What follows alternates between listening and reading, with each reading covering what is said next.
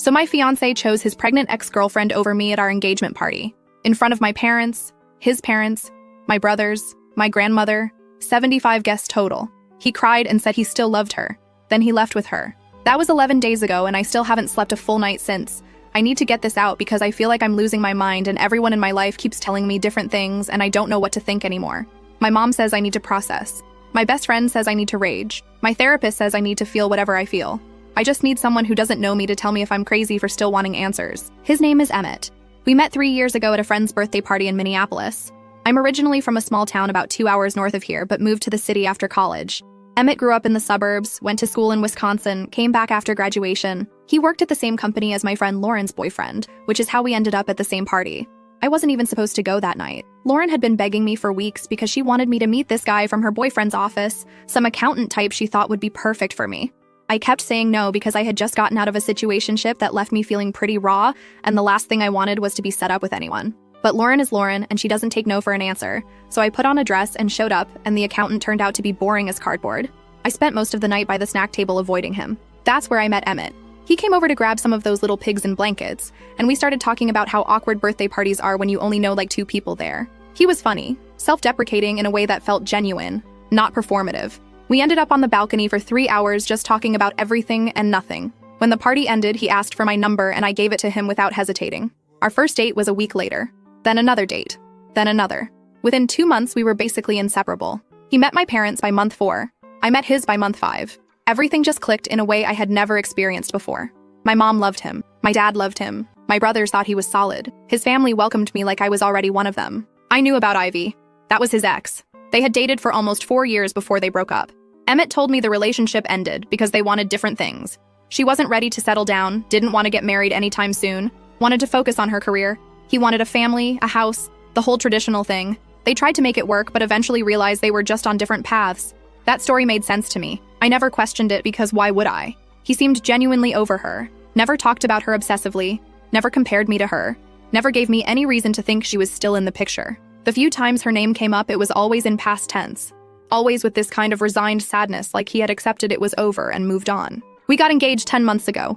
He proposed on the anniversary of our first date, which I thought was incredibly romantic. He took me to this restaurant where we had one of our early dates and got down on one knee right there between the appetizers and the main course. I said yes, obviously. I was so happy I cried. Called my mom from the bathroom because I couldn't wait to tell her. The engagement party was supposed to be this beautiful celebration. My parents hosted it at their house since they have the space and my mom lives for this kind of thing. She spent weeks planning every detail. The food, the decorations, the guest list. She was so excited to show Emmett's family that we knew how to throw a proper party. Both families flew in. Emmett's parents came from Arizona where they retired a few years ago. His sister came from Denver with her husband and their kids. My grandmother drove up from Iowa. Everyone was there to celebrate us. The party started at 6 on a Saturday. Beautiful, late September weather. My mom had set up the backyard with string lights and rented these gorgeous farm tables. There was a live band, a full bar, catering from this Italian place my dad loves. 75 people all there for me and Emmett. Around 8:30, everything fell apart. I was talking to my cousin near the dessert table when I noticed people looking toward the side gate. There was some kind of commotion, and I assumed someone had arrived late or maybe had too much to drink. Then I heard Lauren say my name in this weird, urgent way, and when I turned around, I saw her. Ivy. I knew it was her immediately, even though I had only seen a few photos. Emmett kept some old pictures on his phone, and I had stumbled across them once while looking for a photo of us. I didn't snoop or anything. They just came up when I was scrolling. She was pretty in that effortless way that makes other women feel inadequate. Long, dark hair, perfect skin, the kind of body that looks good in everything. She was standing just inside the gate, wearing this fitted dress that showed off what was very clearly a pregnant belly. She looked like she was maybe 4 or 5 months along. Not huge, but definitely obvious. I remember thinking this has to be some kind of joke. Like maybe she was a friend of someone's and just happened to have the same name as Emmett's ex. Or maybe I was confusing her with someone else. Because why would his ex-girlfriend show up at our engagement party pregnant? Then she opened her mouth. She said she was sorry to interrupt, but there was something everyone needed to know. Her voice was loud enough that the people nearby stopped talking and turned to look. She said she and Emmett had been seeing each other for the past year. That the baby she was carrying was his. That he had been planning to leave me as soon as she said she was ready to be with him for real. I stood there frozen. I literally could not move or speak. It was like my brain just shut down and refused to process what was happening. I kept waiting for Emmett to appear and tell her she was insane, to deny everything, to make this make sense. He appeared all right. He came pushing through the crowd with this look on his face like he had seen a ghost. Pure panic. He went straight to her and grabbed her arm and was saying something I couldn't hear, and she pulled away from him and said loudly that no, she was done hiding. Then she reached into her bag and pulled out these papers. Ultrasound photos. She held them up and I could see even from where I was standing that they had his name on them. Emmett's name, listed as the father.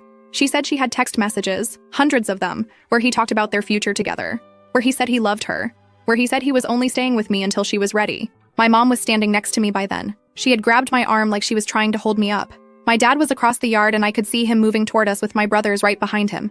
Everyone was watching. 75 people staring at this woman destroy my entire life. Ivy looked right at Emmett and asked him what it was going to be. She said she was ready now. Ready for marriage, ready for the family he always wanted. She was giving him what he had been asking her for since the day they broke up. So what was his choice?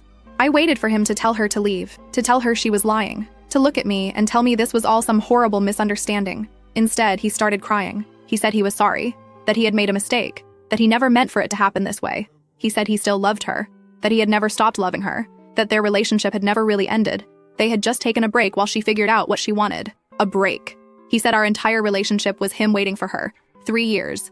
The dates, the holidays, meeting my family, the proposal.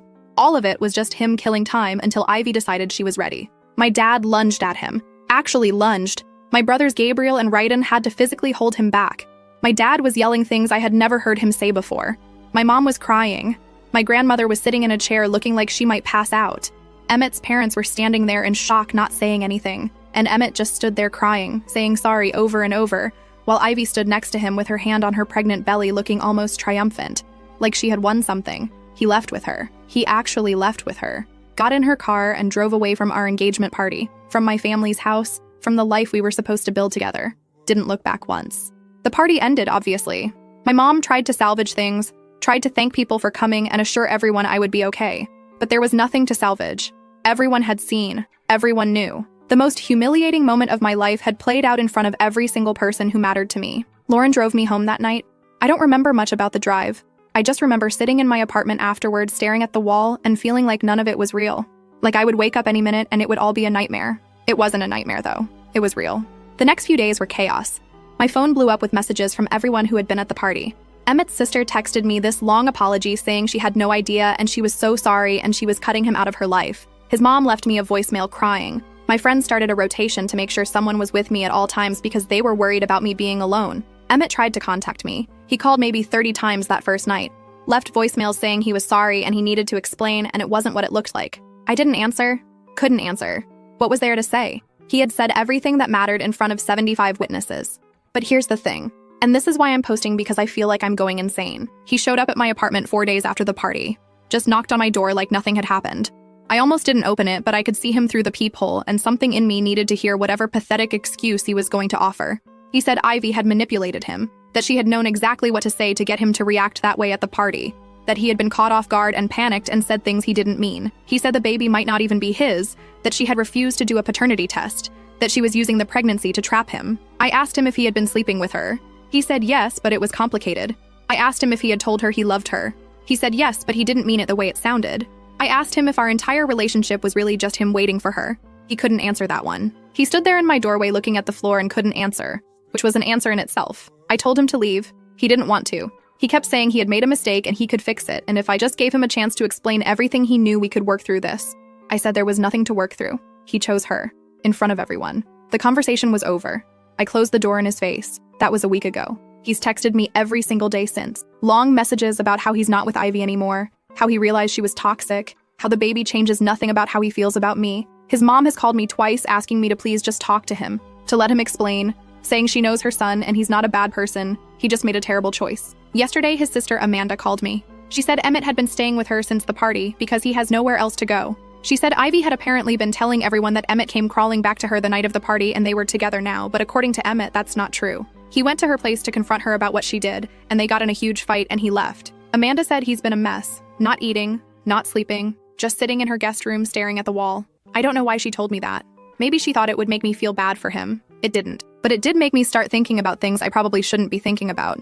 Like what actually happened between them. Like whether Ivy really did manipulate the situation, or whether Emmett is just saying that now because he realized he threw away his entire life for someone who was never going to give him what he wanted.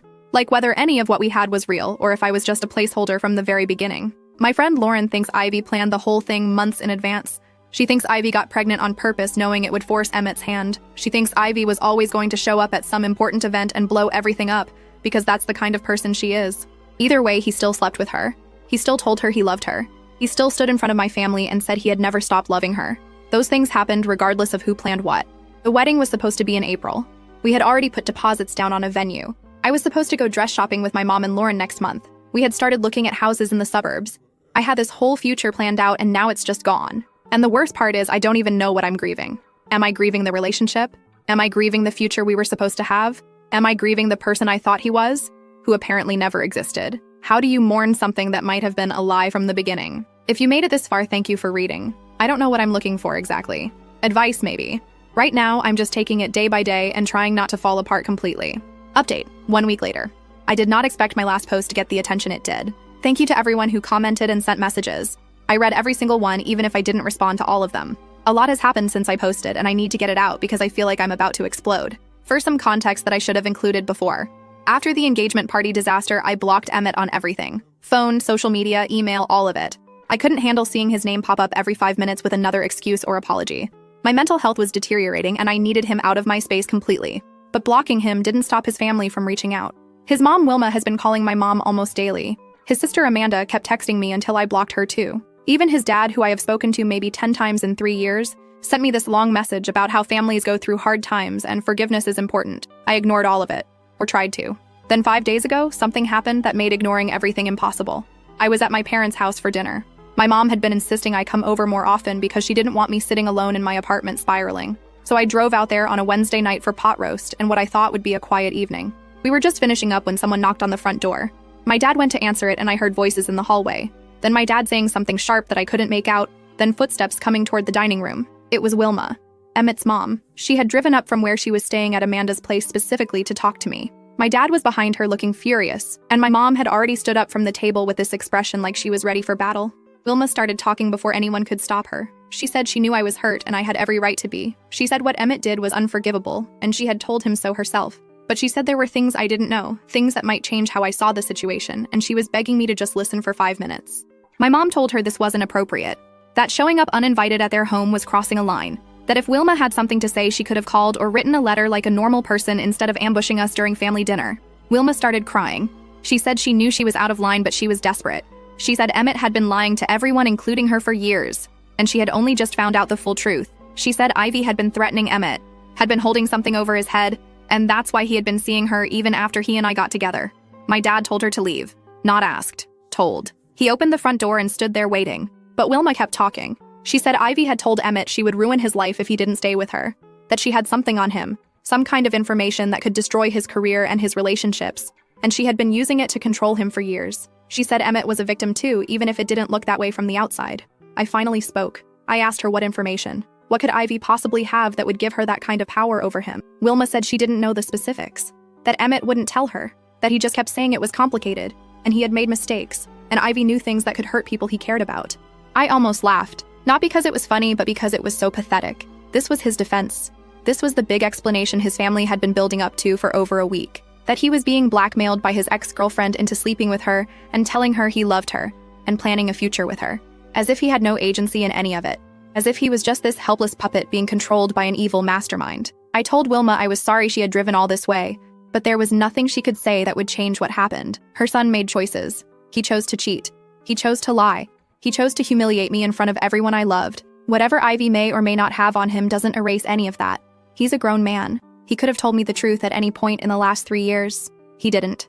Wilma kept trying to argue. She said I didn't understand the pressure he was under. She said if I would just talk to him, just let him explain in his own words, maybe I would see things differently. My mom stepped in then. She told Wilma that her son had destroyed her daughter in front of their entire family, and if she thought anyone in this house was interested in making excuses for him, she had severely misjudged the situation. Then she walked Wilma to the door and closed it behind her. I went home that night and couldn't sleep.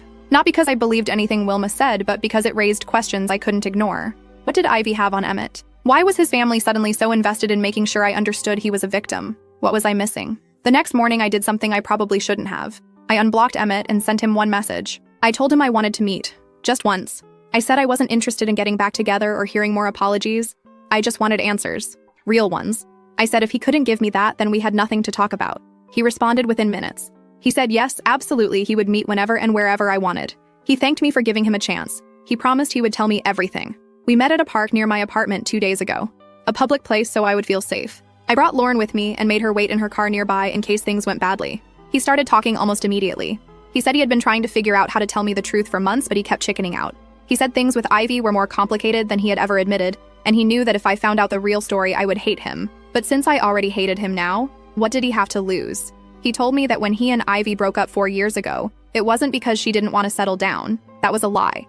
They broke up because she caught him doing something. He wouldn't tell me what exactly. He just said it was something he was deeply ashamed of, something that happened during a dark period in his life, something he had worked hard to move past. Ivy had evidence. Photos or messages or something. She had kept it all this time, and when they broke up, she told him she would use it if he ever tried to move on with someone else. He said he thought she was bluffing at first. He tried to date other people, and every time he did, she would reach out with reminders of what she had. She would threaten to send the evidence to his family, his job, anyone who mattered.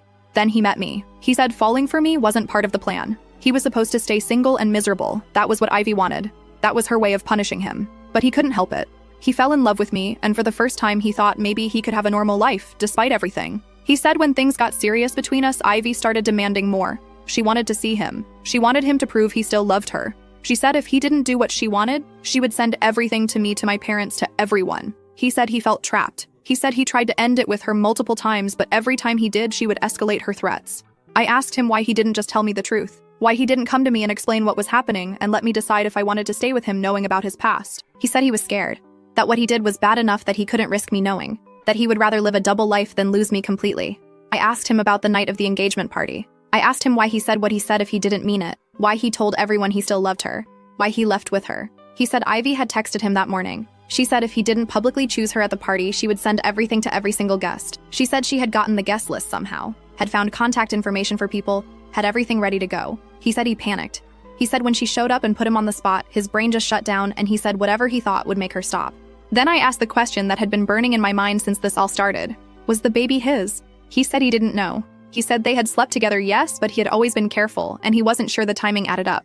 He said Ivy had refused to do a paternity test, and that made him suspicious. He said he had asked her multiple times and she kept deflecting. I didn't know what to do with any of this information. I still don't. Lauren thinks he's lying about all of it. She thinks the blackmail story is just another excuse, another way of avoiding accountability. She says even if there is something Ivy has on him, that doesn't explain why he couldn't have been honest with me from the beginning. She says a man who really loved me would have found a way. My mom says it doesn't matter whether the story is true or not. She says the outcome is the same. He cheated. He lied. He humiliated me. Whatever reasons he had don't change what he did. My dad hasn't said much. He's still furious. Every time Emmett's name comes up, he leaves the room. I think he's trying to protect me from seeing how angry he really is. I keep going over everything Emmett told me, trying to find holes in his story.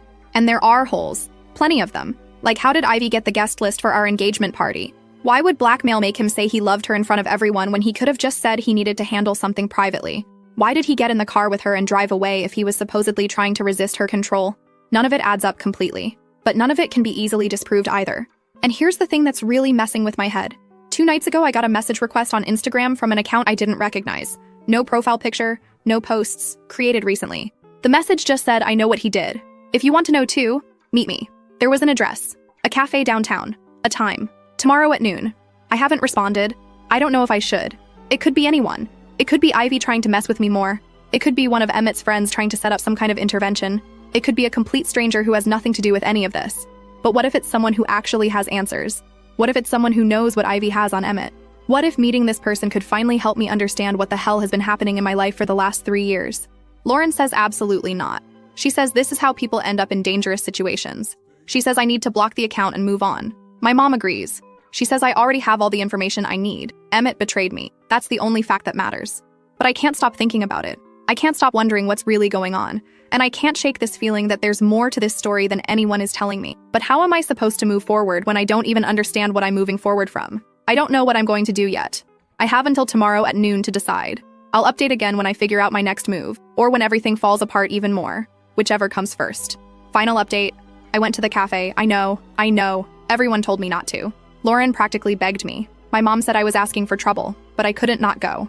I had spent 2 weeks drowning in half-truths and manipulations, and I needed something real. So I went. Lauren insisted on coming. She sat at a table across the room pretending to work on her laptop while I waited near the window. I ordered a coffee I didn't drink and watched the door. Nobody came. 45 minutes of nothing. Whoever sent that message either chickened out or was messing with me from the beginning. Lauren drove me home and I spent the rest of the day feeling stupid. But here's the thing. While I was sitting in that cafe waiting for a ghost, Ivy was at my apartment. My neighbor Bethany texted me around 1 asking if everything was okay. She said there was a woman standing outside my door who had been there for almost an hour. I knew immediately who it was. By the time we got there, Ivy was gone, but she had left an envelope taped to my door with my name on it. Inside was a letter, 3 pages, handwritten. She said she never meant for things to go this far. She said when she showed up at the engagement party, she thought Emmett would choose her, and they would leave together, and I would just be a footnote. She didn't expect his family to turn on him. She didn't expect the aftermath. She said the blackmail story was partly true, but mostly exaggerated. Yes, she had information about something he did. Yes, she had used it. But he wasn't some helpless victim. He wanted to be with her. He came back willingly every single time. The threats were just an excuse he used to justify his choices. She said the baby was definitely his. She had done a paternity test and had the results. Emmett had seen them weeks ago. His whole act of uncertainty was another lie. And then she said Emmett had proposed to her too, 2 years ago. Before he proposed to me, she said he gave her a ring and she said no because she wasn't ready. That's when he started dating me. Not because their relationship ended, but because she rejected him and he wanted to make her jealous. He told her I was just a placeholder. He said he would drop me the second she changed her mind. She included a photo. Emmett on one knee, a ring box open, her standing there with her hands over her mouth, dated 2 years before our engagement. I stared at that photo until my vision blurred. Lauren kept saying it could be photoshopped. Ivy was clearly unstable and couldn't be trusted, but something about it felt real. The setting, his clothes, the way he was looking up at her. I needed to confront Emmett. I texted him that night, told him I had the letter, told him I had seen the photo, told him if he didn't meet me and tell me the actual truth, I would send everything to his parents and everyone else who still believed his victim story. He showed up at the park the next afternoon. Same bench, same haunted look. I started by asking about the proposal. He tried to deny it, said Ivy was lying, said she had fabricated the photo. I told him to stop. I told him the photo was clearly real and if he kept lying, I was walking away forever. One chance. This was it. He admitted he had proposed to Ivy, admitted it was before me, admitted that when she said no, he was devastated and started dating to move on. He said he met me during that period and fell for me, but part of him had always wondered what would have happened if Ivy had said yes. I asked if I was really just a placeholder. He said his feelings for me were real, but he also said he couldn't promise that part of him hadn't been waiting for Ivy. He said he had loved us both in different ways, and he knew that made him terrible, but it was the truth. I asked about the baby, about the paternity results. He admitted he had seen them. The baby was his. He had been lying about being uncertain because uncertainty made him look less guilty than knowingly getting his ex pregnant while engaged to me. Then his phone started ringing. He glanced at the screen and his face changed completely. He answered and I could hear yelling through the speaker. A woman's voice. Ivy's voice. Screaming that she knew he was with me, that her sister had seen us, that he had promised her he would never speak to me again. Emmett was trying to calm her down, saying it wasn't what she thought, saying he was just trying to get closure so they could move forward. He actually said that. Move forward. Like he and Ivy were the real couple and I was just loose ends to tie up. I grabbed the phone out of his hand. Ivy went silent for a second when she heard my voice. Then she started screaming at me, calling me desperate, saying I couldn't take a hint, saying Emmett had chosen her and I needed to accept it and move on with my pathetic life. I told her I wasn't the one who showed up at someone else's engagement party like a psycho. I told her I wasn't the one who got pregnant to trap a man who clearly couldn't commit to anyone. I told her she had won nothing. She had won a liar and a coward. And in a few months she would be raising a baby with someone who would cheat on her the same way he cheated on me. She told me I was just jealous, that Emmett had never loved me, that everything we had was fake and deep down I knew it. I told her to ask him about the ring, ask him if the ring he gave her looked similar to the one he gave me, ask him if he recycled his proposal speech too or if he came up with something original the second time around. She went quiet. Emmett was trying to grab the phone back but I stepped away from him. I told Ivy that her perfect man had proposed to me with probably the exact same words he used on her, that she wasn't special, that I wasn't special, that we were both just options he was keeping warm until he figured out what he actually wanted. Ivy hung up. Emmett was furious. He said I had just made everything worse. He said Ivy was already unstable and now I had set her off and who knows what she would do. He said I was being vindictive and cruel and this wasn't like me. I laughed. I told him he didn't know what I was like. He had spent 3 years lying to my face so clearly he didn't know me at all. And I told him I didn't care what Ivy did. I didn't care if she burned his life to the ground. I didn't care if she told everyone whatever secret he was so desperate to protect. He had already destroyed everything that mattered to me, so whatever happened to him next was not my problem. He tried to grab my arm, tried to make me listen. He said we needed to talk about this calmly, that I was being emotional, that I wasn't thinking clearly. I pulled away and told him if he touched me again I would scream and every person in this park would see him for exactly what he was. He backed off. I told him this was the last time. I said I never wanted to see his face again. If he contacted me, if his family contacted me, if anyone connected to him tried to reach out, I would go to Ivy myself and tell her every single thing he had said about her. Every excuse. Every time he called her manipulative or unstable or toxic. Every lie he told to make himself look like her victim. His face went white. I told him to have a nice life with the woman he chose. I told him to enjoy explaining to his kids someday why Daddy destroyed multiple lives because he couldn't keep it in his pants. I told him I hoped the secret Ivy had on him was worth everything he lost. Then I walked away. But that wasn't the end. 3 days later, Emmett's mom, Wilma, showed up at my parents' house again. This time she didn't come alone. Emmett was with her. My dad answered the door and immediately tried to close it, but Wilma stuck her foot in the gap and started talking fast. She said there had been a development. She said Ivy had gone to Emmett's workplace and caused a scene. She said Ivy had told Emmett's coworkers about the affair and the pregnancy and the engagement party. She said Emmett might lose his job and his reputation was destroyed and they needed my help. My help. I came to the door because I could hear the commotion from the kitchen. My mom was right behind me. My dad was blocking the entrance with his whole body. Emmett started talking over his mother, saying Ivy had gone nuclear, saying she was telling everyone everything, saying the secret she had been holding over him was out now and his life was falling apart. My mom asked why exactly this was our problem. Wilma said because I had provoked Ivy, because my phone call with her had set her off, because if I had just left things alone, none of this would be happening. I could not believe what I was hearing. I told Wilma her son had cheated on me for our entire relationship. Her son had humiliated me in front of 75 people. Her son had lied about everything, including proposing to another woman before me. And now she was standing on my parents' porch saying this was my fault. Emmett tried to interrupt. He said he wasn't blaming me. He just needed me to talk to Ivy to calm her down. Because apparently Ivy thought I was some kind of threat. And if I could just tell her I was out of the picture completely, maybe she would stop trying to destroy him. I asked him why Ivy would listen to anything I said.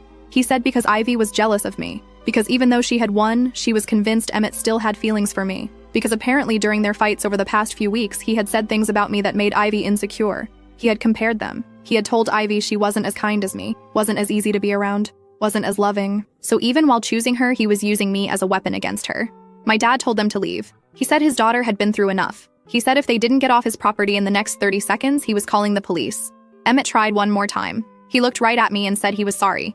He said he knew he had ruined everything. He said he had loved me, really loved me, and losing me was the worst thing that had ever happened to him. I told him no. Losing me wasn't the worst thing. The worst thing was that he never had me. Not really. Because you can't have someone when you're lying to them every single day. I said the person he thought he loved didn't exist because I would never have been with him if I knew the truth. So whatever feelings he had were for a relationship that was built on nothing. Then I closed the door. That was a week ago. Emmett's life has apparently continued to implode. His sister Amanda texted Lauren because she knew I had blocked everyone. She said Emmett was put on leave from work pending some kind of internal review. She said Ivy had been posting things on social media that were getting shared around. She said their parents were fighting constantly about whether to support Emmett or cut him off. She said Ivy was also threatening to keep the baby from Emmett entirely, to put a different name on the birth certificate, to raise the child without him. Apparently they had gotten into a massive fight where Ivy said if Emmett couldn't commit to her completely, she would make sure he never saw his kid. It's not my problem anymore. My dad said something the other night that stuck with me. He said some people go through life collecting options instead of making choices. He said Emmett was never going to be happy with Ivy or with me or with anyone because he would always be wondering what else was out there. He said I dodged something worse than a bullet. I dodged a lifetime of being someone's backup plan. To everyone who followed this mess, thank you. And if Ivy ever reads this, which honestly she might since she seems like the type to search for her own name online, I want her to know something. You didn't win. You got a man who compares you to his ex-fiancé during fights. A man who proposed to someone else into your pregnancy. A man who lies as easily as breathing. You two deserve each other.